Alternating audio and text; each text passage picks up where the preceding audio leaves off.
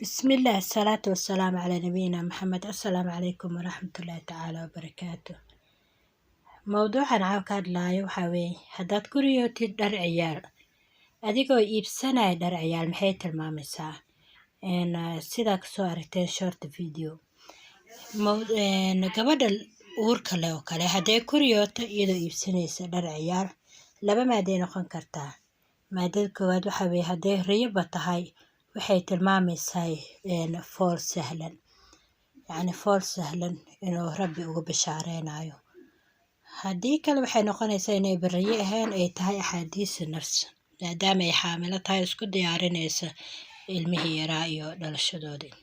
Ninka xaasla hadduu ku riyoodo dhar ciyaal asigoo iibsanaya waxay tilmaamaysaa safar, hadduu markaasi ku tali jiray safar oo kale inuu insha Allah rabbi kuu fududeynayo. Salaatul istiqaarana waa muhiim.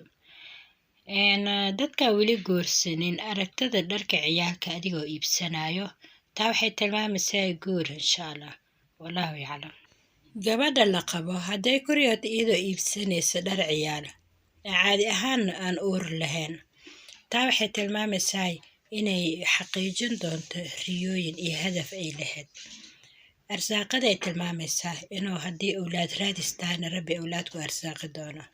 Guud ahaan haddaanu soo noqdo, haddaa ku riyootid iyadoo lagu siinayo dhar ciyaal rag iyo dumarba, taa waxay tilmaamaysaa kheyr, hadal wanaagsan, akhbaar aad ku faraxdid inaad maqli doontid, khaasatan haddaa meel markaa waxaa ka sugaysi oo kale.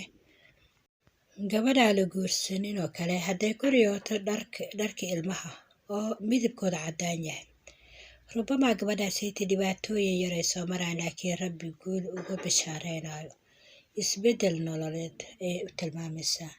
Waxay kaloo tilmaamaysaa iyadoo dharka ciyaalka ilmaha yar dharkooda oo cadcad nadiifsan oo quruxsan iyadoo iibsanayso waxay tilmaamaysaa guur, nin wanaagsan, akhlaaqdiisa iyo sumcadiisa sareyso, wallahu yaclam. Guud ahaan aragtada dharka ciyaalka yaryar adigoo iibsanayo kheyr badan ay tilmaamaysaa. Sidoo kale adoo lagu hadiyeynayo dharka ciyaalka iyadan isla kheyr ay tilmaamaysaa, bishaarooyin ay tilmaamaysaa. Qofka ka cabanayo xoolo la-aan, diiqado maaliyan mise nafsiyan waxay doontaba ahaato, rabbi wuxuu kuugu bishaareynaya isbeddel nololeed oo qurux badan insha Allah.